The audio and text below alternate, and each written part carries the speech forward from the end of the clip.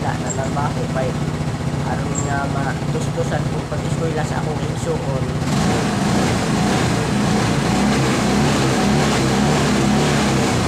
Kunya pati dahil ang maong baha nga among motor katong bag-o. Tuwa ko dahil sa sala, ako na po di paandar-andar kaya makainit ang magkinawa. O maroto, daghang salamat sa inyong suporta. Please like and share.